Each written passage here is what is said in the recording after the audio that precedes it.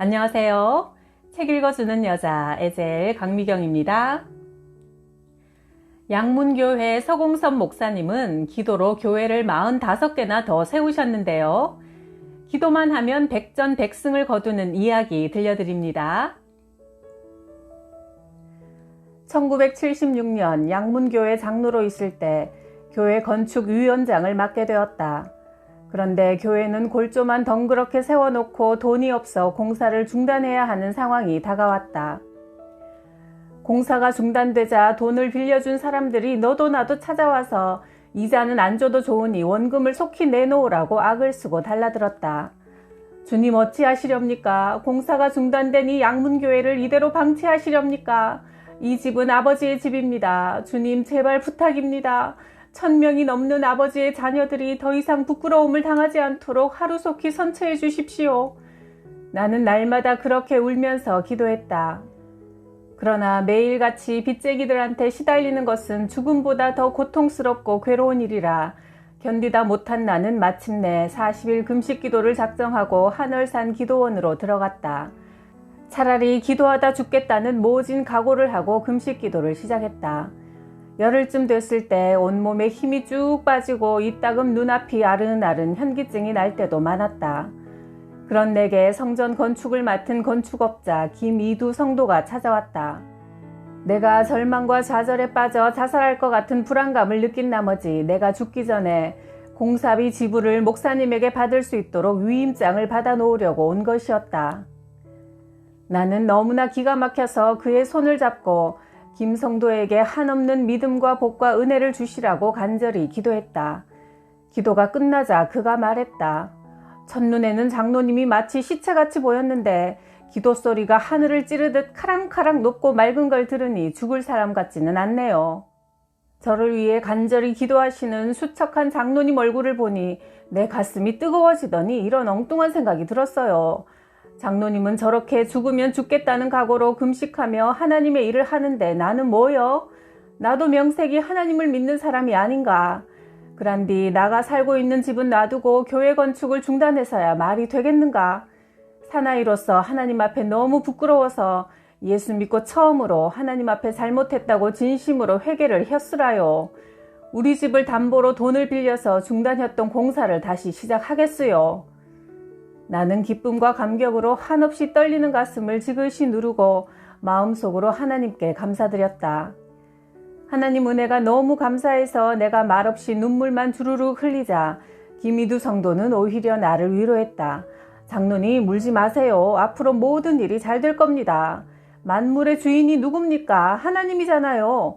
모든 것을 하나님이 잘 해결해 주실 것인께 며칠 더 계시다가 내려오시오이. 뒷날 김이두 성도는 교회를 잘 짓는 사람으로 소문이 나서 신림동에 있는 성림교회와 압구정동에 있는 강현교회, 봉천동에 있는 성산교회, 서초동에 있는 신광교회 등 큰 교회만 10여 교회를 짓고 주님께 인정받아 장로가 되고 그의 부인은 권사가 되었다. 나는 마침내 40일 금식 기도를 무사히 끝내고 집으로 돌아왔다. 교회 건축 공사는 김이두 집사가 약속한 대로 잘 진행되어 입당 예배를 드렸다. 그러나 그때까지 총 부채가 5천만 원이었다. 당시 집 한 채 값이 400만 원이었으니 큰 빚이었다. 빚쟁이들은 다시 내게 벌떼처럼 달려들었다. 명색이 장로가 돼가지고 사기를 헤쳐먹어. 지금 당장 내 돈 내놔! 그러던 어느 날 장인어른인 김광석 장로가 아주 밝은 표정으로 나를 찾아왔다. 서장로, 그동안 무거운 짐을 짊어지고 참 고생 많았어. 오늘에야 그 무거운 짐을 벗게 되었네. 장인어른이 들고 온 서류 봉투를 탁자 위에 내놓으며 말했다. 자네 처남이 운영하는 누가 의원 앞에 있는 건물 보존 등기 서류라네. 네, 그동안 자네가 빚쟁이들한테 시달림을 받는 걸 볼 때마다 마음 같아서는 당장 병원 앞 건물을 팔아서 돈을 갚고 싶었지만 그 건물은 자네도 알다시피 자네 처남이 벌어서 지은 건물이라 차마 말도 못하고 벙어리 냉가슴 앓듯 속만 태우고 있었네. 그런데 어젯밤 김창원 원장이 이 서류를 들고 나를 찾아와서 비장한 모습으로 말했네. 아버지, 이거 가져다가 서장로한테 팔아서 교회 건축하느라 빚진 돈 다 갚으라고 하세요. 정말 그래도 괜찮겠나? 내가 물었더니 김 원장이 웃으면서 말했네. 그동안 기도하면서 많이 생각했습니다. 그런 중에 하나님이 감동을 주셨습니다. 하나님의 집을 짓고 그 빚으로 곤욕을 당하고 있으면 첫째는 하나님의 영광을 가리는 일이 되고, 둘째는 만약 형제가 그 일로 죽어버린 후 재산을 갖고 있으면 제가 날마다 지옥에서 사는 기분일 겁니다. 그래서 이것을 팔아 빚을 갚기로 결심했습니다. 정말 고맙구나. 너는 참으로 하나님의 아들이며 내 아들이야. 난 진작부터 그런 생각이 들었으나 차마 말을 못하고 있었는데 네가 스스로 내놓으니 정말로 고맙구나. 하나님 앞에서 선하게 행동했으니 하나님은 앞으로 너한테 반드시 한없는 복을 꼭 내려주실 거야. 참 장하다, 장해. 그뿐만 아니라 처남인 김창원 원장은 내가 다니는 양문교회에도 11조를 내고 자신이 다니는 순복음교회에도 11조를 내었다. 그는 계속 자발적으로 12조를 들여왔는데 하나님이 그에게 한없는 은혜를 내려주셨다. 병원엔 매일마다 환자들이 줄을 섰고 얼마 지나지 않아서 임대로 들어온 그 건물을 매입했고 또 건물 앞에 땅을 사서 3층 건물을 지었으니 한마디로 소나기 같은 큰 은혜를 받은 것이다. 나는 그 건물을 담보로 잡고 5천만 원을 융자내어 교회 빚을 다 갚고 마침내 무거운 짐을 벗었다. 그 후 하나님은 다시 누가 의원에 소나기를 퍼붓듯 큰 은혜를 내려주셨다. 거의 매일 200명이 넘는 환자로 들끓었고 김 원장은 3년도 안 되어 5천만 원을 다 갚고 그 건물을 도로 찾게 되었다. 교회를 건축하느라 졌던 빚을 깨끗이 다 청산하고 나니 우리 집도 이사를 나가야 될 처지가 되었다. 하지만 집도 가진 것도 모두 하나님께 드리고 남은 것은 보증금 50만 원밖에 없었다. 나는 아내가 낙심할까봐 좋게 말했다. 너무 걱정하지 말아요. 하나님이 우리 집도 하나 준비를 해놓았을 겁니다. 걱정 말고 기도를 합시다. 우린 지금까지 하나님 믿고 살아오지 않았어. 하나님이 살아계신데 뭐가 걱정이요. 반드시 깜짝 놀랄 좋은 일이 일어날 거요. 그랬지만 속으로는 걱정이 태산이었다. 돈 50만 원 가지고는 대가족을 거느리고 도대체 어디로 가야 할지 막막할 뿐이었다. 그래서 그날부터 하나님께 간절히 기도했다. 주님, 저는 주님을 믿습니다. 분명히 어딘가에 제 집도 마련해 놓으셨죠? 주님을 믿고 내일부터는 제 집도 한번 구해보겠습니다. 주님께서 준비한 집을 저에게 보이시고 주님의 방법으로 허락해 주세요. 나는 그렇게 기도하면서 중개소로 나가 집을 한번 알아보았다. 그랬더니 신대방동 616-2번지에 대지가 110평이고 2층 주택인 큰 집이 하나 매물로 나와 있었다. 전세 1,000만 원을 빼고 1,000만 원이면 살 수 있었고 그 집 주인은 일화 방직 공장 이사였다. 그 집에 가서 한번 둘러보니 마치 오래 내가 살아온 집 같이 편안하고 마음에 쏙 들었다. 나는 속으로 하나님께 물었다. 주님, 이 집이 저한테 주실 집입니까? 그 순간 복덕방 사장이 나한테 대답을 하듯 말했다. 이 집이 장로님한테 딱 어울리는 집입니다. 그냥 두 눈 감고 사십시오. 그러면 반드시 돈을 버십니다. 그래서 나는 때이면 때일이라는 각오로 단돈 50만 원으로 2천만 원이나 하는 큰 집을 겁도 없이 얼른 계약했다. 나는 새벽에 교회에 가서 간절히 기도했다. 나는 주님을 믿고 그 집을 계약했으니 주님이 책임지십시오. 안 그러면 계약금 50만 원이 허공으로 날아갑니다. 그러다가 중도금 날짜가 임박해서 이제 계약금을 떼었구나 아예 단념하고 있을 때 뜻밖에도 내가 어머니같이 대하는 김순현 전도사님이 나를 찾아와서 의논할 일이 있다고 했다. 서장로가 내 돈을 좀 맡아서 관리를 해줘야겠어.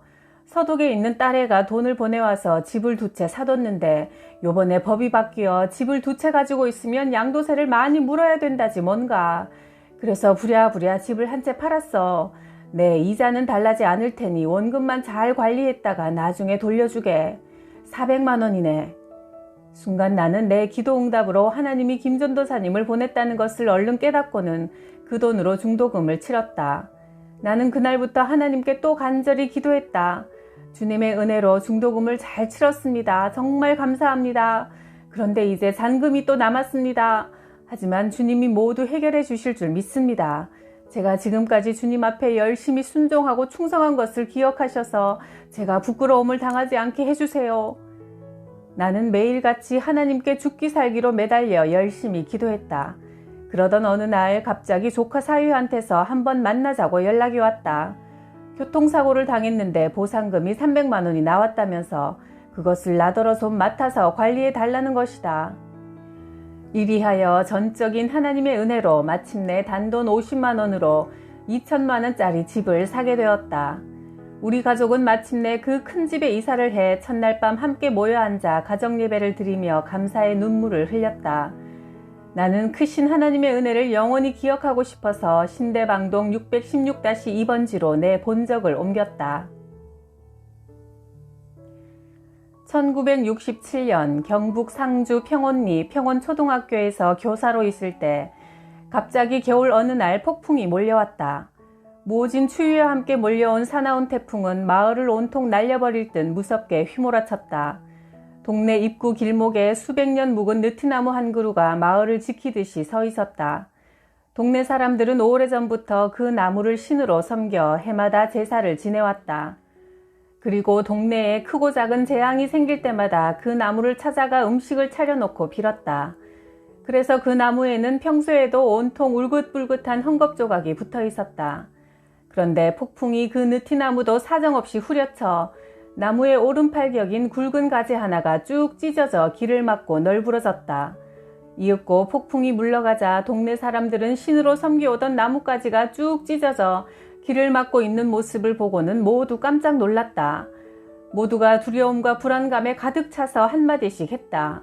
동네에 무슨 재앙이 오려고 저런 흉측한 일이 생겼나. 그러게요. 저 나뭇가지가 찢어진 건 예산일이 아니에요. 동네에서 또 몇 사람 죽어나가게 생겼군. 빨리 제사를 지내든지 해야지 큰 변이 나겠어. 동네 사람들은 두려움과 불안감을 감추지 못하고 삼삼오오 모여서서 연일 수군댔다. 나뭇가지가 길을 딱 가로막고 있는데도 누구 하나 치울 생각은 못하고 나뭇가지가 마치 호랑이라도 되는 양 모두 잔뜩 겁을 먹고는 슬슬 피해서 지나다녔다. 나는 한평생 느티나무를 신으로 섬기며 살아온 그들이 불쌍하고 가엾어 보였다. 그러던 어느 날 이장이 나를 찾아와서 뜻밖의 말을 했다. 서 선생님, 정말 죄송합니다만 저기 길을 막고 있는 나뭇가지를 좀 잘라주십시오. 동네 사람들이 모두 선생님은 예수님을 믿는 사람이라 나뭇가지를 잘라내도 괜찮을 거라고 하네요. 다니기 불편해서 그러니 제발 나뭇가지를 좀 치워주세요. 나는 톱을 가지고 느티나무로 올라가 찢어져 있는 나뭇가지를 쓱쓱 잘라내기 시작했다. 그러자 동네 사람들이 우르르 몰려와서 구경하며 걱정스레 수군거렸다. 서 선생님이 죽으려고 아주 작정을 했나 봐요. 맞아요. 저 나뭇가지를 자르고선 절대 살아남지 못할 거요. 동네 아낙네들이 모여 구경하며 수군거리는 소리가 내 귀에도 들려왔지만 나는 못 들은 척하고 나뭇가지를 시원하게 싹둑 잘라서 하나하나 토막내어 평원교회로 가져다가 땔감으로 사용했다. 사람들은 내가 곧 죽을 줄 알고 수군대며 나와 우리 가족을 지켜보고 있었다. 그런데 시간이 지나도 내가 죽지도 않고 우리 가족도 아무 탈이 없자 사람들은 태도를 바꾸어 이구동성으로 서 선생님은 진짜 예수쟁이야 하더니 그 일로 인해 여러 가족이 교회에 나와 예수님을 구주로 영접했다. 그런 일이 있은 후 동네 사람들은 자기들에게 꺼림칙한 일은 모두 나를 불러 시켰다. 어떤 사람은 집안에 있는 나무를 잘라달라고도 하고 어떤 사람은 집안에 있던 오래된 물건도 버리면 벌을 받을까봐 버리질 못하고 있다가 나한테 부탁하기도 했고 어떤 사람은 심지어 못을 박을 때도 나를 불렀고 또 어떤 사람은 제사 지낼 때 추도식을 해달라고 부탁하기도 했다. 하여간 미신이 가득한 그 동네의 미신 덩어리들을 나는 예수님 권세 내 권세를 실감하면서 닥치는 대로 부수고 부지런히 뽑아내었다. 집사람도 신명을 내어 열심히 전도했다. 우리 부부의 그런 열심으로 마침내 14명 선생님 가운데 7명과 장년 70명, 초등학생 100여 명이 교회에 나와 평원교회는 날로 부흥되었다. 평원초등학교에 부임하고 평원교회를 다닌 지 4년째 되던 해 여름방학 어느 날 저녁 동네 청년들과 모여 앉아 메밀묵을 나눠 먹으며 이런저런 정담을 주고받게 되었다. 30세 된 동네 청년 김씨가 뜻밖의 이야기를 꺼냈다. 선생님, 지금부터 한 8년 전에 정말 이상한 일이 있었습니다. 찌는 듯 무더웠던 어느 여름날 저는 저녁을 먹은 뒤 더위를 좀 식힐까 하고 마을에서 가장 시원한 다리로 나갔어요. 그런데 거기엔 낮에 잔칫집에서 술을 얻어 마시고 잔뜩 취한 청년 5-6명이 먼저 나와 있다가 저를 보자 손을 내밀었어요. 야, 너 마침 잘 왔다. 담배가 동이 나서 쩔쩔매고 있는 참이었어. 담배 있으면 한가치 내놔. 나도 담배 없어. 당신은 워낙 가난했던 때라 고급 담배는 살 엄두도 내지 못했고 주로 파랑새나 풍년초를 사서 피우던 시절이었지요. 자식아, 담배 좀 가지고 다니면 누가 잡아먹냐? 청년들이 서운한 빛으로 제게 투덜댔는데 그때 난데없이 30대 후반쯤으로 보이는 목사님 한 분이 성경과 찬송가를 옆구리에 끼고 나타나서 우리 앞으로 걸어갔습니다. 술 취한 청년이 마치 먹이를 만난 표범처럼 날카롭게 그 목사에게 12조로 말을 걸었지요. 이봐 목사 선생, 담배 있거든 한가치 주고 가시오. 죄송합니다. 목사님은 발을 멈추고 아주 정중하게 대답했어요. 저는 목사라서 담배를 피우지 않습니다. 그러자 술 취한 청년이 야릇하게 비웃으며 다시 시비를 걸었지요. 이봐요 목사 선생, 담배는 없어도 돈은 있을 것 아니요. 담배 한 갑 사게 돈이나 좀 주고 가시오. 죄송합니다만 담배 살 돈은 드릴 수가 없습니다. 순간 자존심이 팍 상한 청년이 인상을 쓰며 대들었습니다. 뭐야? 담배 살 돈을 못 주겠다니 시방 나를 비웃은 거야? 이거 아주 나쁜 새끼 아니야?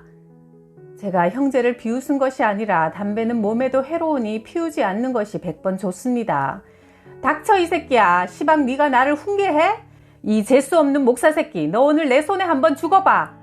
술 취한 청년은 제 풀에 이성을 잃고 마침내 성난 표범같이 목사한테 달려들어 주먹으로 목사의 얼굴과 몸을 사정없이 후려쳤습니다. 목사는 전혀 대항하지 않고 비명만 지르며 정신없이 얻어맞다가 마침내 길바닥에 퍽 쓰러졌지요. 그때 성경과 찬송가 책은 다리 아래로 떨어지고 말았습니다. 술 취한 청년은 쓰러져 있는 목사를 발로 밟고 차며 분풀이라도 하듯 꽥꽥거렸지요.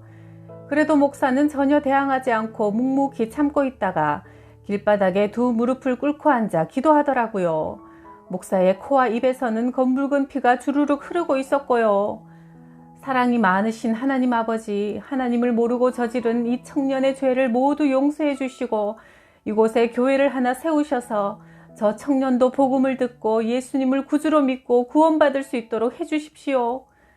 목사는 큰 소리로 그렇게 기도하고는 비틀거리며 일어서서 폭행한 청년에게 간절한 눈빛으로 말했어요. 예수님을 구주로 믿고 구원받으세요.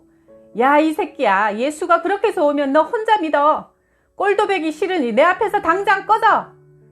그래도 목사는 담대하게 한 번 더 예수님을 구주로 영접하라는 말을 남기고 돌아서서 다리 저쪽으로 걸어갔습니다. 저는 쓸쓸히 사라지는 목사님의 뒷모습을 꼼짝도 하지 않고 바라보고 있었지요. 그런 일이 있고 몇 달 후 저는 군대에 갔습니다. 그리고 친구의 권유로 군교회에 나가 예수님을 구주로 믿게 되었습니다. 그때 술 취한 친구에게 죄 없이 무참하게 얻어맞고도 용서의 기도를 하고 돌아가던 목사님의 모습이 늘 눈앞에 어른거려서 마치 제가 목사님을 때린 것 같은 죄의식에 사로잡히곤 했지요. 그런데 제대를 하고 고향에 와보니까 평온교회가 세워져 있지 뭡니까? 죄 없이 얻어맞고 피를 흘리며 기도하던 그 목사님의 기도가 그대로 이루어져 있는 거예요. 저는 너무나 신기해서 평온교회를 한참 동안 바라보았답니다. 김 씨가 거기까지 얘기하자 옆에서 말없이 듣고 있던 눈이 부리부리하게 생긴 박씨 청년이 말했다. 그때 목사를 때린 사람이 바로 저였습니다. 그땐 술이 너무 취해서 제정신이 아니었어요. 근데 요즘은 그때 일이 가끔 생각나서 두려움과 죄의식에 사로잡힐 때가 있어요. 선생님, 저같이 나쁜 놈도 예수를 믿을 수 있겠습니까? 물론이죠. 예수님은 원래 죄인들이 믿는 겁니다. 예수님은 의인이 아니라 죄인을 불러 구원하시려고 오셨다고 하셨지요. 그 일로 해서 그때 모였던 청년들이 모두 교회에 나와 지난 날을 회개하고 예수님을 구주로 영접했다. 1970년 내가 총신대 신대원을 졸업하고 천막교회를 개척한 지 한 달쯤 지난 어느 주일이었다. 교회 앞에서 성도들을 안내하고 있는데 어떤 청년 하나가 엉금엉금 기어서 교회로 오고 있었다. 나는 황급히 다가가 얼른 손을 잡고 부축하며 물었다. 이런 몸으로 어떻게 교회에 나오십니까? 무슨 사연이 있는지 머리칼은 다 빠져서 대머리가 되어 있고 몸은 말라서 마치 앙상한 겨울나무 같은 청년이 가쁜 숨으로 말했다. 집에 있는데 찬송 소리가 들려왔어요. 근데 그 찬송 소리가 자꾸만 내 가슴을 뜨겁게 해서 견딜 수가 없었어요. 자꾸 나를 부르는 것만 같아서 이렇게 죽기 살기로 기어서 교회를 향해 온 겁니다. 어디가 편찮으세요? 일을 하다가 잘못해서 허리를 다쳤어요. 그래서 허리를 고치려고 좀 독한 약을 먹었더니 머리칼만 홀랑 빠지고 허리는 전보다 더 아프지 뭡니까? 정말 살기가 너무 괴롭습니다. 하지만 예수님을 구주로 믿으면 내 허리가 깨끗이 나을 것을 믿습니다. 맞습니다. 낫고 말고요. 예수님을 믿으면 곧 나으실 거니 희망을 가지고 예수님 잘 믿으세요. 우리 기도합시다. 나는 그 청년의 손을 잡고 간절히 기도했다. 김경호 청년은 예수님을 구주로 믿고 얼마 만에 허리병이 깨끗이 나아버렸다. 정말 거짓말 같은 주님의 큰 은혜를 받고 나서 청년은 그 기쁨과 감사를 감추지 못해 교회에 등사기 하나를 기증했다. 그리고 천막교회에서 사용하는 전기도 청년의 집에서 끌어다 쓰게 했다. 경호 청년은 그러고도 뭔가 더 주님께 은혜를 갚을 길이 없나 살피면서 교회에서 건강한 몸으로 뜨겁게 봉사했다. 이명신 권사님은 손에 악성 습진이 있어 좋다는 약을 다 구해다 발랐지만 도무지 낫질 않았다. 손에 물이 닿았다 하면 습진이 더욱 심해졌기 때문에 집안일은 모두 도우미한테 맡겨야 했다. 그러던 어느 날 교회에 가서 강대상을 바라보자 문득 꽃꽂이를 하고 싶은 마음이 생겼다. 당시 교회가 너무 어려워 강대상 좌우에 꽃도 제대로 놓지 못하는 실정이었다. 그런 감동을 받은 권사님은 이웃에 꽃꽂이하는 분을 교회로 불러다 일당을 주고 멋진 꽃을 만들어 강대상 좌우에 놓았다. 얼마 동안 그렇게 하던 어느 날 옆에서 도와주다가 실수로 물이 손에 많이 튀어 깜짝 놀랐다. 얼른 물을 닦았는데 다음날 보니 습진이 번지기는커녕 깨끗이 나아 있는 것이다. 이것은 권사님에게는 큰 기적이었다. 권사님은 그때의 은혜를 잊지 못해 꽃꽂이 기술을 직접 배워서 지금까지 한 주일도 빠지지 않고 계속 강단 꽃꽂이를 도맡아 해오고 있다. 내가 초등학교 다닐 때는 일제시대였는데 그때는 주일만 되면 제복을 입고 긴 장화구두에 큰 칼을 허리에 차고 총을 든 서슬 시퍼런 일본 순사가 우리가 동방요배를 하는지 안 하는지 감시하려고 교회 안에 딱 지키고 앉아 있었다. 나는 그래도 그 순사가 하나도 무섭지 않았다. 내가 하나님 아들인데 지까짓게 나를 어떻게 하랴 하는 의기양양한 자세로 당당하게 교회를 다녔다. 나는 그 무렵 용섭이 형님이 가르쳐준 대로 어릴 적부터 기도 생활을 착실히 했다. 그런데 언젠가부터 기도를 게을리하다가 형님한테 발각되었다. 그때 형님은 사뭇 화난 표정으로 나를 크게 꾸짖었다. 기도를 왜 쉬어? 기도를 왜 안 해? 기도가 뭔지 알아? 기도는 숨 쉬는 것과 같은 거야. 사람이 숨을 안 쉬면 어떻게 돼? 죽어. 숨을 안 쉬면 죽는단 말이야. 예수님을 구주로 믿는 사람이 하나님께 기도하지 않으면 영혼이 죽어. 영혼이 죽으면 어떻게 되는 줄 알아? 하나님과의 교제가 끊어져서 예수님을 믿지 않는 사람같이 되고 말아.